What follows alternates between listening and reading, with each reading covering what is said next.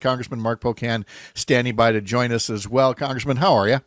I'm good. I'm good. They had a little snow in DC, and you'd think that it was like the snowmageddon. Oh my gosh. Things don't move nearly as easy here. Oh no, we've got a colleague in Northern Virginia said the schools were shut down and they were out sledding when it looked like there was half an inch to an inch of snow tops on there. But some places are just absolutely crippled, and DC is definitely one of them. Yeah. Though thank goodness, I mean there weren't rioters in the streets as you saw the certification of the electoral votes yesterday. Sure makes a difference when, both sides, when at least one side isn't trying to claim, that they lost only because of cheating. It looked a lot different than 4 years ago out there. It was, I forgot how boring it was, to be honest. Yeah.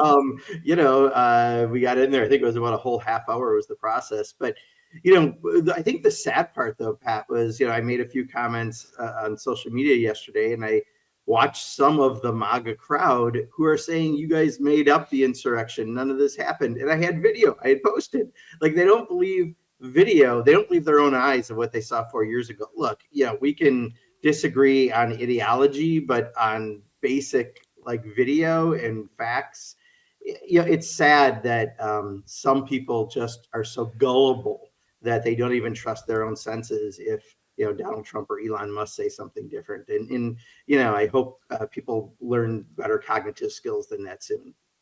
I would certainly like to think so, but there's along with the gullibility are those is the culpability. Those people who are actively engaged in spreading disinformation, saying these things, knowing that other people will believe it.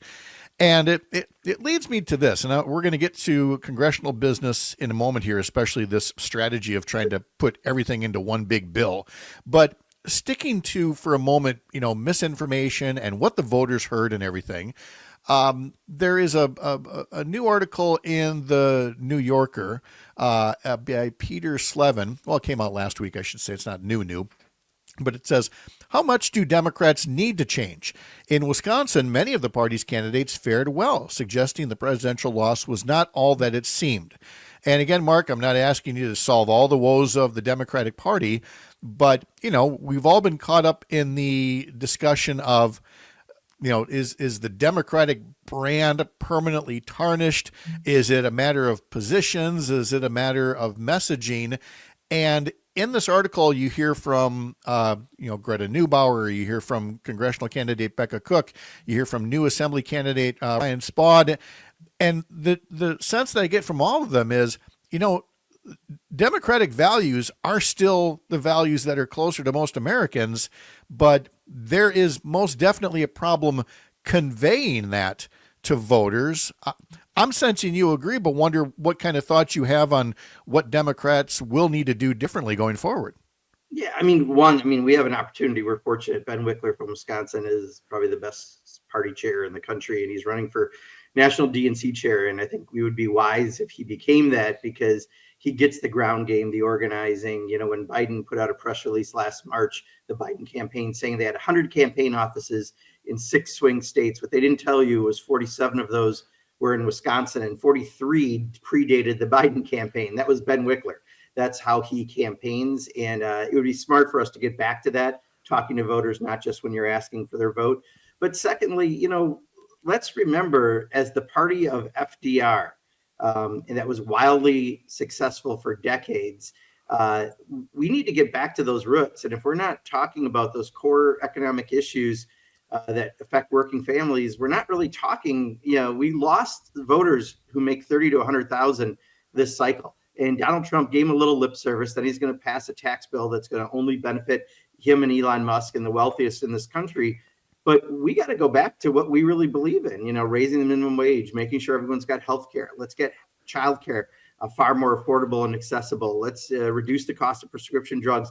We're working on it. We have the bills, but I don't know if we talked about those core issues at the core of our messaging. And I think if we channel our inner FDR, we're going to be a lot better off. And here's what I think is a very key point on this. You're absolutely right. You've got to work on your core first, your core message, and you don't want to get knocked off your message. But here to me seems to be the big hang up with voters, at least some of the voters who say, well, Democrats are just about identity politics. They want to talk about trans people and LGBTQ and everything else. And it's like, no. They're not the ones leading with this. You've got Republicans leading with these anti-trans bills and, Kamala's for they, them, not you, us. And there are people that say, well, Democrats need to talk about these things less. There's nothing wrong with standing up against bullying.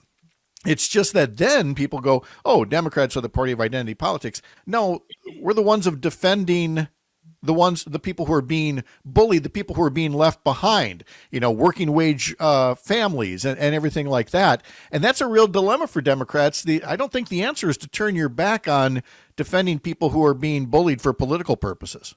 No, in fact, the first, I think, dozen bills that the Republicans put in a rule when we did the rules package for the year so we could start voting on things had nothing to do with reducing costs for Americans, which was, I think, the dominant issue, the economy. Going into the November election. Yet they have issues about kids, who's playing sports, trans girls, etc. Look, those are issues they're leading with because they want to find wedge issues. I think the Republican governor of Utah put it best when, they started talking, their legislature passed a bill to ban trans girls in sports. And what he said was, look, I'm vetoing this bill because here's the enormity of the problem in Utah, which is not that different than Wisconsin or anywhere else. 84,000 kids in the K-12 system. 3 were trans. One of the 3 was a girl, trans girl, trying to play sports, a girl in sports. And the legislature is passing legislation for that because they're trying to use it as a wedge political issue. We got to be less gullible. We got to do a little more critical thinking. I think part of the problem, Pat, is people don't get their information through traditional news sources like they used to. Democrats have to get better about talking on some of these other platforms. And I think that's something that all spectrums of the party kind of came out of November agreeing we need to do more of.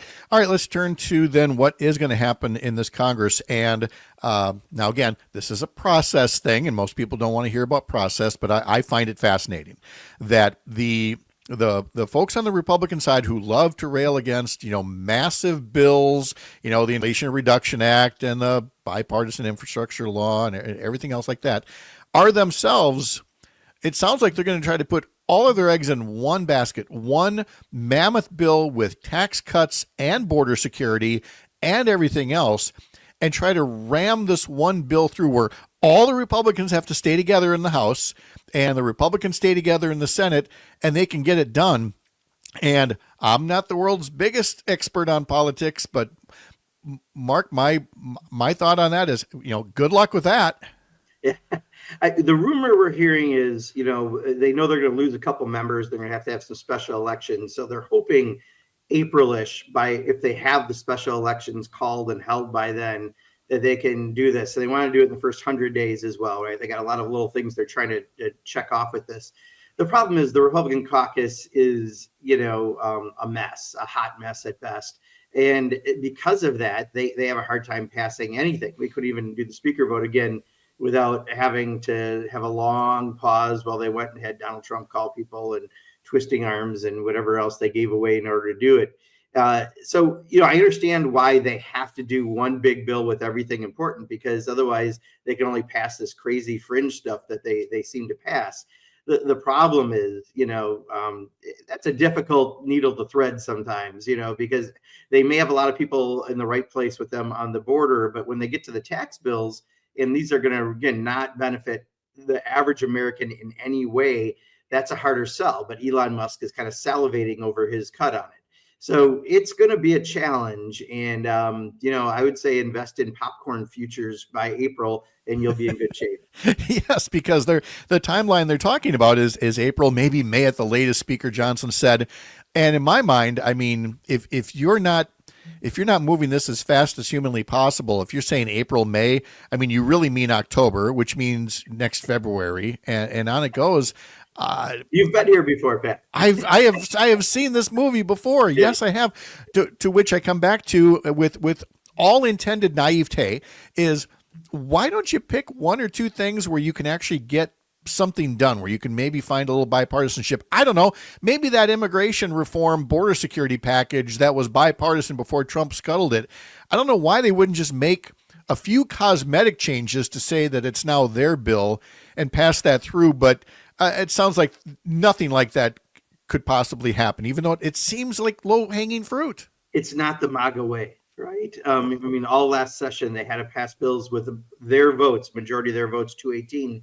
They couldn't come and get any Democratic votes. And I don't think that's going to change. In fact, last time they even broke the deals that the speaker made with Democrats in order to move bills forward. So, I think it's just going to be a bit of a mess. Hopefully we do this with the least damage to people back home. That's my goal, to try to make sure that while they have a Republican trifecta, that they're not hurting working people too much in the process. But, we're going to have to all be very, very, very much watching what's happening. And Pat, we'll try to share with you all too, information so that if people need to call their elected officials, if people don't do that right now, they should make that a New Year's resolution, because it's going to be important. Those calls, I get a register every week of how many people, from your days, the calls that come in, that is helpful to help persuade an elected official.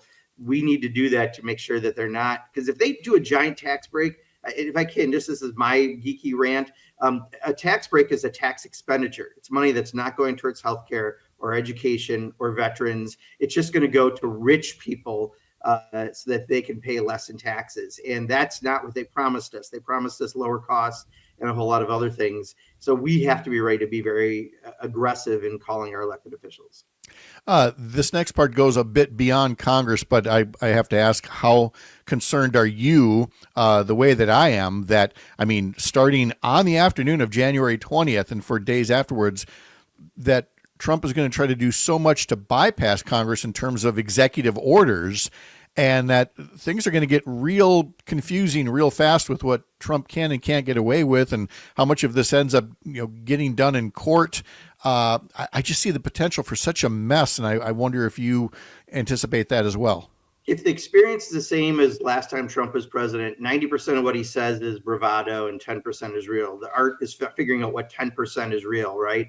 And in the executive orders, he can do things and get around Congress in many areas other than kind of spending. It's a little tougher there, but they're only temporary while he's president. But that can have a terrible effect to people in the interim. I'm guessing there'll be a lot of legal challenges and other things that go on to slow those things down. But, that's what we're here for. That's what we're ready to fight back where we can. But my guess is the legal system may be where you see some of the initial actions to try to block those things. Yeah, we probably will. Let's see. On YouTube, Alicia Saunders writes in, "We appreciate your hard work, Congressman Pocan." And she says, "Believe me, Congressman Weed will be hearing from me regularly." So let's go ahead and make a common practice of that for folks.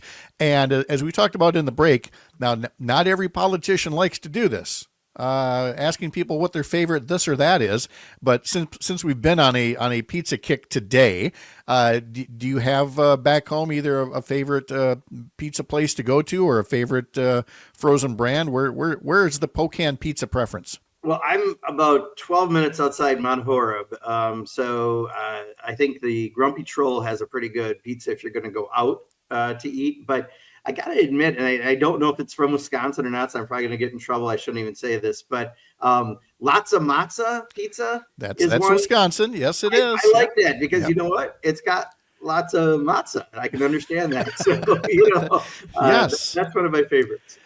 Greg, what's going to be the name of our new podcast that we do on the side with the congressman here? The Pocan Pizza Preference. The Pocan Pizza Preference. Pat, we're actually starting a podcast this month. Okay, I'm gonna ask you about that next time as well because we're out of time here. But that's so great, Mark Pocan. Thank you, Congressman. Appreciate it. Thanks, guys. All right, we'll wrap things up after this. You're up north.